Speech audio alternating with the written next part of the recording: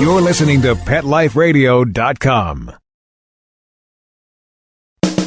Welcome to Animal Rights on Pet Life Radio. This is your host, Tim Link, and I'm so glad you're joining us today. My special guest today is senior editor, columnist, commentator, and author Rebecca Frankel. And Rebecca's going to be here today to talk to us about her recently released book, War Dogs, Tales of Canine Heroism, History, and Love. So we're going to be really interested to talk to her about the book, how she got involved with all the military dogs, as well as her writing styles and the differences. So we're going to have a little bit of fun tonight, find out more about the book, find out more about Rebecca. So it's going to be a great show. Special promotion tonight. How would you like to receive a free copy of my audiobook, Wagging Tails, Every Animal Has a Tale? Well, it's available now as an audiobook form through Audible, Amazon, and iTunes. By listening to this show, you have the opportunity to receive a free downloadable copy of the audiobook. Sometime during the show, I'll ask a question about today's author and book. The first person to email me at tim@petliferadio.com. It's tim@petliferadio.com. Email me with the correct answer. The first person will receive a free copy of my audiobook, Wagging Tails, Every Animal Has a Tale. So there you go. Listen closely and send me the email. Be the first one. You'll get a copy of that audiobook. So everybody hang tight. We're going to come right back and talk to author Rebecca Frankel about her book, War Dogs. Right after these messages, you're listening to Animal Rights Show on Pet Life Radio. Sit. Stay. We'll be right back after a short pause. Well, 4 to be exact. I'm not much of a reader, but I do wish I were more well-read. There are so many great books coming out. I wish I could find a way to keep up. Audible.com makes it easy to stay well informed and catch up on your reading simply by listening. Audiobooks from Audible turn downtime into uptime. You'll be more productive and become well-read. Now I'm able to catch up on all the great books I've been wanting to read. With Audible, I feel smarter. Pet Life Radio listeners, try Audible.com now and get your first 30 days of Audible Listener Gold membership plan free. And get a free audiobook. Choose from over 100,000 titles. To get this great deal, go to audibledeals.com. That's audibledeals.com. Pet Life Radio, the #1 pet radio network on the planet, joins forces with iHeartRadio to put the power of your pets in your pocket. Awesome. Download the iHeartRadio app and rock Pet Life Radio on your phone, on your tablet, on your Xbox, in your car. Pet talk, pet tunes, and fun pet times. Pet Life Radio and iHeartRadio. Positively Possum. Let's talk pets on PetLifeRadio.com. Welcome back. Welcome back to Animal Rights Show on Pet Life Radio. This is your host, Tim Link. And joining me now is author Rebecca Frankel. Rebecca, welcome to the show. Hi, thanks so much for having me. Oh, it's our pleasure. Congratulations on the great success of the book. Thank you. Yeah, it's been pretty wonderful. Yeah, I'm excited about. Well, tell us a little bit about War Dogs, Tales of a Canine Heroism, History, and Love. Sure. So this book is actually sort of the big realization of a beat, if you want to call it that, that I've been reporting on for about 4.5 years now for Foreign Policy's Best Defense blog, which is run by Tom Ricks, who was the Pentagon correspondent for the Wall Street Journal, and he was then the Iraq War correspondent for the Washington Post. And I was working with him for a while just on his blog. And as I got to know Tom, I found out how much he likes dogs. And that was a way that we bonded and sort of got to sort of know each other a little bit better. And I was looking for some photos for his coverage about the war in Afghanistan, and I came across this picture of Marines hanging out at their barracks in Afghanistan in Helmand Province.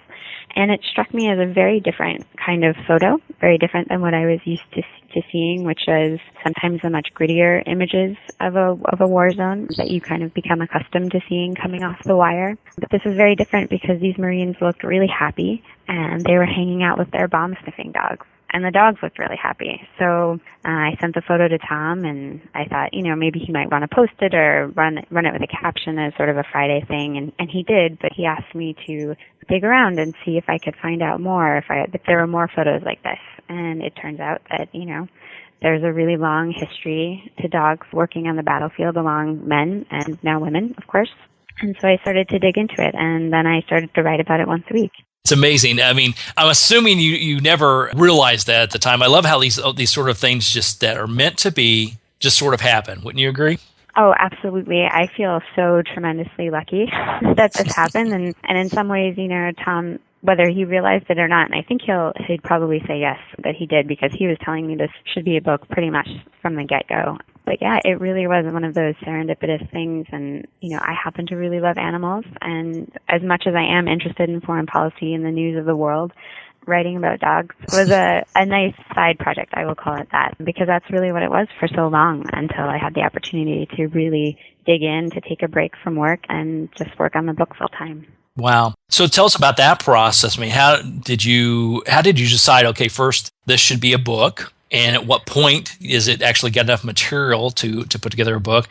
And then how do you decide to take some time off of from your career to put your full dedication into this? Well, I feel sort of lucky that I was able to take off time. I think that a lot of writers, certainly a lot of my colleagues, when you're invested in a different kind of job, or even, if you're a writer or a reporter, it's really a full-time gig and it's hard to take a break. But for me, I felt like I really wanted to experience this world of military dogs, and that I couldn't do in a couple of weeks vacation. I couldn't do, maybe 1 or 2 trips. I really wanted to go in as much as I was able, and that turned out to be, quite a number of trips for longer periods of time. And I went to a bunch of different military bases around the country. I was over at the U.S. Air Force Academy Kennels in Colorado Springs for a while, which is a great place to go because there's a bunch of military bases out in Colorado. And I spent 2 weeks at a Marine Corps run pre-deployment course in Yuma, Arizona at the Yuma Proving Ground, which was intense experience because all of the dog teams that go through there are going to be deployed,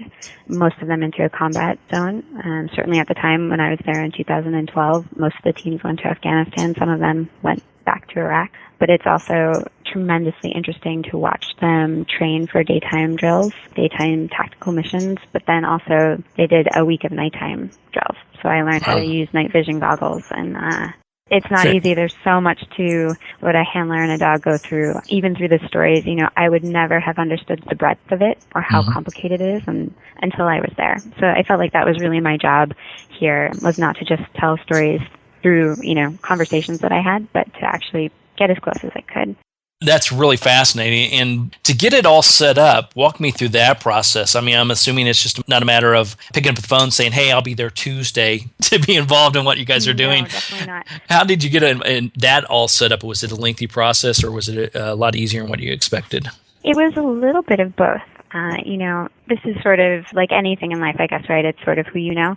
I was very fortunate early on to connect with a kennel master at the Colorado Springs at the U.S. Air Force Academy Kennels. His name is Chris Jacobin, and I write about him in the book. And he is really sort of a humble, very reserved guy, very nice, very affable. But I didn't find out until a few weeks later, or a couple of months later, really, just how important and just how good he is at what he does. And so once I started to say, oh, hi, Chris Jacobin told me I should reach out, it just established this credential that I hadn't quite earned on my own, but because he was my reference, it made it easier. And as a journalist, especially in dealing with military issues, you sometimes get stuck talking to public affairs officers who certainly have an important job, but they're can be a little bit like an obstacle or a filter. So, in wanting to get as close as possible, I just sort of went through this network of handlers when, in the military dog community. It's a very tight-knit one, and they're sort of apart in some ways from the rest of the military. And they're very tight-knit, they're very protective and a little bit defensive. So it was very lucky for me that I found this one person who had such respect from his colleagues. And so I got to know him, and he's also incredibly talented at what he does, as were most of the people that he put me in touch with. So I kind of just found some people who were like, yeah, okay, you're fine. We checked you out. We trust you. And they invited me to come. And one thing too, I had to be a little bit, they were willing to show me as much as I was willing to see. Part of it was me just saying, like, if you guys are getting up at 5 and you're doing training, then I want to be there. Because I'm not sure that they expected someone who was coming in from the outside what I would want to see or what I would find important. And I thought everything was important. I didn't want to miss anything. I felt very much like a very earnest student who was ready, pen in hand, notebook ready. I was sitting in the front row just to see as much as I could. So Well, that's fascinating. And I think it's really amazing. I mean, not only your willingness, obviously, to be involved in it, enjoy it, see what they go through, gather up as much material as you can, but their willingness to be able to show you the whole gamut, it sounds like, of what they do. Yeah, and I think so this is where I feel like reporting on dogs in war is actually a very serious and important way to tell a different kind of story about war. It's not really, it is in many respects about how amazing and fascinating and how dogs offer a capability that humans can't engineer on their own, and we just haven't been able to, no matter what kind of technology we try and create, no matter how many billions of dollars we're spending, dogs are still better at finding bombs. Dogs are still better at leading patrols out on missions. But, through the vein of dogs, you're able to sort of establish a connection and a trust that, easy to recognize in someone else when you get that they care about dogs or animals, or that you understand how important they are. It's not just a story about a cute dog who makes for a good photo op, but you really understand how deeply critical or how important they can be, and you value them. I think you kind of get a pass. You kind of are able to establish a trust a little bit easier. And that was really an important part of this story. The dogs kind of became this thread or this connective plane on which to talk about things that are kind of hard to talk about without that easy connection or that sort of closeness. Yeah, it's dogs and like I said, animals in general. It's a common denominator. It's a bond, and you know that if someone loves animals, there's a good chance you guys have a lot to talk about and also have a lot of passion towards. So it's exciting. The process itself. How long did you do your research for the book? How long did it take to put it all together, and then obviously now get it out to market? Well, there were definitely moments when I was working in my home office when, I read so many books. I did so much research, books from World War I, World War II, Vietnam, all about dogs or just about war. And I'd sort of look at the mess of paper in my office and think, oh my gosh, how is this going to become one of those things? Like, how does it all come together? But I guess that's the power of a deadline. It sort of motivates you to put things, a process of discovery. And I certainly had a plan for what I thought I was going to write, but again, once I was really in the mix of things and once I had met the people that I met during all of these training exercises and then by extension the community that surrounds them, so that meant families, and sometimes it was families of handlers who had been killed in action, and so it was more like a project that kind of unfolded, and it really told me what it needed to be, but altogether it was probably almost 3 years from the moment I left and sort of made those first phone calls to the moment when the book came out a couple of weeks ago. So a long journey, but one I would do over and over again if I could. Absolutely, and well worth it. The book's fantastic. You did a great job putting it all together, and I love the color inserts of the photos in the middle. It actually brings even a greater connection with some of the soldiers and some of the doggy soldiers, we'll say. Oh, absolutely. And that's the thing, too. There's a lot of visual stories. Sometimes you don't really need to put words around some of these pictures, especially if you have a handler or a dog and they're sharing kind of a moment where maybe they're actually looking at each other, or you just see a dog resting his head on somebody's lap and you know that they've probably just had a really bad day. It just evokes this immediate emotion. They really do tell us a lot. Absolutely. Well, if you had to pinpoint it, if you had to pinpoint one situation or one bit of information you uncovered, was there a big aha moment or a big lesson you learned that you had no idea you would learn going into all this? I think there are a couple of things that surprised me, but one of the things that surprised me more, which kind of made me realize that this is an important subject that should be reflected upon at this particular moment in time when we are, as a country, our military is making decisions about where it's going to be and sort of how it's going to transition out of war, which certainly I'm eager for us to get to a place where we don't need to send any more of our kids out to fight any more battles. It would be nice if that sort of ended. But I think, often I found myself asking the question why. And it was just because I really wanted a good answer. Why are there only 3 weeks of pre-deployment training? Like, who made the decision that 3 weeks is all a handler needs with his dog to get ready to go to combat zone? Or why are you paired with a dog for this particular period of time? To me, from the outside, and then once I was on sort of the inside of this process long enough, it seemed that the longer a dog and a handler were together, the better they work together, the stronger their bond. And there are certainly all sorts of logistical reasons, and I understand that military has a protocol, but I felt like at the end of the day and at the end of some of these wars, people weren't asking the question why into sort of an actionable next step. And one of the big why questions that I came away with is, why don't we keep these capabilities? We've just been at war for over a decade, and our dogs and our dog handlers have developed abilities and training and methods that we weren't using in past wars, and we only realized how valuable they were when we got on the ground there and we started to see the difference they were making. And to me, if we are now at a moment of transition, it seems like now is a good question to ask, sort of, maybe not why, but what, or which is the best way forward, which is the best way to continue on and to keep our dog team strong and ready, because I think that those services could be applied to Homeland Security, to our canine forces and our police departments. And they are in small ways. There are a lot of dogs being retired from military service that are going to police departments across the nation, and that's wonderful. Some of them are going to Border Patrol, which is fantastic, or maybe they're going to Amtrak and the TSA, and that's great. But in terms of our military capabilities, in terms of our readiness factor, I do worry that we're winding down to the point where if we needed to pivot very quickly and send out our troops again, even if in small numbers, that it might take a while for us to catch back up again, and I think that would be a shame. Yeah, having a large military presence, having a large military ability like this nation does, sometimes doesn't make you as nimble as what you would like. I think that's true. Yeah, absolutely. All right, well, listen, we're getting ready to come to a commercial break, but we're going to come back and continue our conversation with Rebecca Frankel, talk to her more about her book, War Dogs, and her writing styles and things that she's got going on. Of course, we'll hit her up about all these dogs that she loves as well, so we got to find out about her furry babies and all the animals that have touched her life. So good stuff we're going to be talking about, so everybody hang tight. We'll come back right after these messages. You're listening to The Animal Rights Show on Pet Life Radio. Sit. Stay. We'll be right back after a short pause. Well, 4 to be exact. It's designerpetsweaters.com, the latest fashion trends for our furry friends. Hand-knitted designer sweaters for your precious pup or cool cat. Beautiful couture patterns for your pets, including custom-knitted formal wear, casual wear, yachting, and even sports themed. Many designer pet sweaters include feathered Tammy hats, top hats, and a lot of sparkle. Each sweater includes leg loops, front paw sleeves, and leash opening. Visit designerpetsweaters.com to order your four-legged fashions today. Your pets will stay warm for the winter and be runway ready. Large or small, we fit them all. designerpetsweaters.com.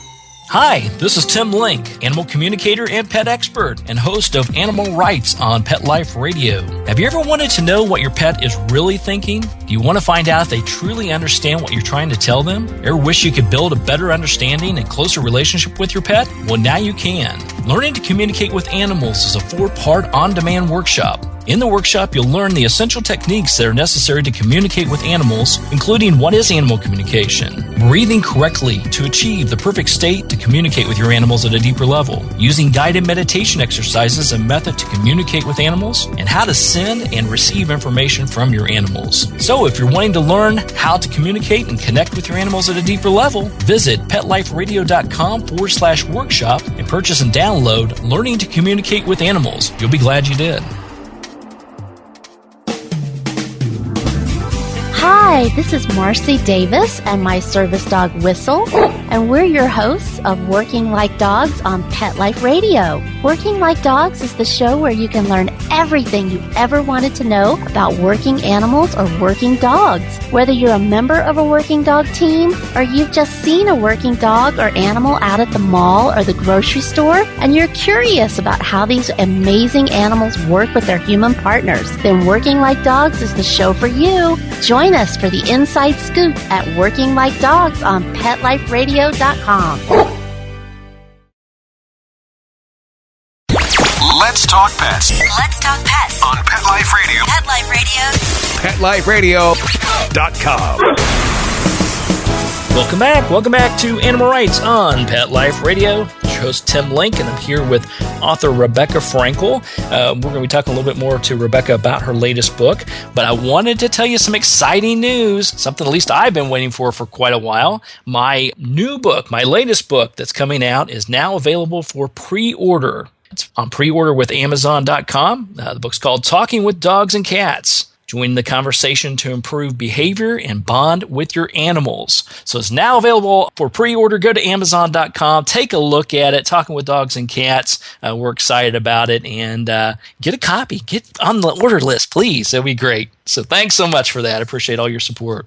So we're back with Rebecca Frankel. Talk to her about her book, War Dogs, Tales of Canine Heroism, History, and Love. Now, Rebecca, when putting together the book, I want to talk to you about your writing process and styles. We talked a little bit about the length of the book. But overall, if you had to sit back and take a look at it, did you find the process easier than expected or a lot more challenging or somewhere in the middle? Well, I think it was maybe more difficult than I expected, because once I delved into this topic and I really did a lot of research, and I was going back through historical documents, and I was looking at World War I and how they used dogs, and I was looking at World War II, and then I was looking at the biology of dogs and, you know, the construct of their noses and how we communicate with them, and everything I read was just so interesting to me, and I wanted to just put everything in that it was difficult to sort of make the pieces fit together seamlessly and to make it relevant and to make it important. And, you know, it was also difficult for me to narrow down which stories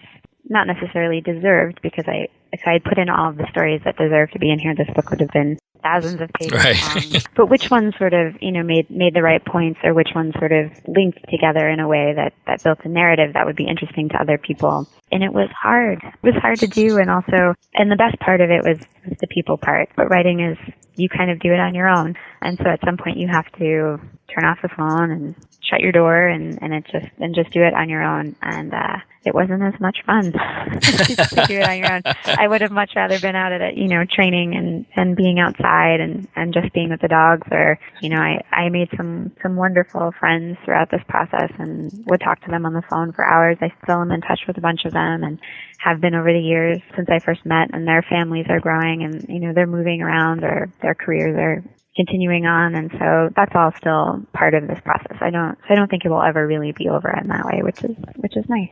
Which is nice. Yes, that is very nice. I agree with that. And I would agree with you wholeheartedly. I love writing about animals and putting it all together and getting the message out, but it's a heck of a lot more fun playing with them and getting to know them. It is. Yes, it is. Now, I want to switch gears a little bit and get some comparison here between writing this book or writing books in general compared to writing your columns and writing for magazines like you do. Give us the nuances as far as how difficult it is to switch from one to another. Is one easier, do you find, than the other? What do you feel about that? Well, I think, you know, so I work for Foreign Policy Magazine, and we have a print publication, but also daily news coverage. And, you know, writing on daily deadlines, multiple deadlines during the day when you're reacting to news and you're trying to get ahead of it is so different. You know, it's sprints, and that book is really a marathon. And also the tone of voice you use is very different, and the way you write is different. And certainly you call someone for a quick quote for a story, you can do that on the phone and say, give me a reaction to what's going on in, you know, Liberia right now with the Ebola crisis. And you get a quick quote, and then you move on to the next story. But in the book, what I tried to do certainly is to really marinate on people or experiences and let it sit, and then carry those characters and those experiences throughout the entire book. And so it's a much different way of thinking, and it is hard to switch gears, I think, to go from one or the other. And I think if I were had I written the book at the same time I was doing this job, I would have taken me twice as long, probably twice as long to do. And both are valuable, you know, products to produce, books and, of course, news, but they're such different beasts. So it does sort of take a little bit of a different mentality. Yeah, I would agree with you on that. But I think one feeds on the other, at least in my experiences. You know, it's to me, writing for magazines, writing articles, writing columns out there, putting all that together and knowing you have to get something out and get your message out quickly still holds true with a book, because you don't want to be rambling on, for instance, which in some of my writing I do, I'll admit. But, you know, you've got to get to the point, you got to keep it fresh and keep it exciting so they'll continue to turn the pages. Oh, absolutely. And I think, my years working as an editor made me a much better and more honest writer. I totally agree with you. I would love to just sort of write and write and write about one particular dog or one experience, and you go off on tangents, but then you really have to be very critical of what you put out there, right? And say, well, this is actually not important, and it shouldn't take 10 pages to get to the sort of middle of this story, when really it's a 2-page story, not a 10-page. So I totally agree. You have to, as they say, kill your darlings in writing and not be too precious about what it is you're crafting. And then you have to let it all go, right? At some point you have to let it go. That's right, unless you're writing for your parents or your friends who are forced to hear you babble on. So that's exactly right. The ones who can't get away. That's right. Can't get away from it. So when everybody picks up a copy of the book War Dogs, Tales of Canine Heroism, History, and Love, which everybody will pick up a copy. I encourage everybody to pick it up. It's a great book. Once they read it, what would you like to have the readers walk away with? Is there an important lesson or one thing you'd say, hey, here's what I really want my message is I'm trying to get across? I think there's probably 2 things I would be very proud to know that people are taking away from it. And, again, it's sort of that this is not just because it's about animals, and there is meaning in this, and it is very important. And the job they're doing is so much more than I think most people realize. And it's significant in many different ways. The impact they're having on the number of troops we're able to bring home whole, intact with their lives, and, hopefully all of their limbs, but also with their sense of self, keeping them whole in body and in spirit. And then I think too to sort of make sure that doesn't get lost in the shuffle, just because it's sort of in trend now, or people know about war dogs and they didn't before. I hope that they keep in mind that they're important, and it wasn't just for a short period of time, but this is really a lasting capability that we should use, and we should use it more often. Well, I'm sure they will do that when they pick up a copy of the book War Dogs, Tales of Canine Heroism, History, and Love. I know the message will get across because you did a great job in putting it all together, Rebecca. Thank you. So tell everybody where they can find the book, where can they find out more about what's going on in your world, reading your columns. Give us how can we follow you? Sure. Well, I have a website now. I didn't before. It's just Rebecca-Frankel.com. I write Rebecca's War Dog of the Week every Friday for Best Defense on foreignpolicy.com.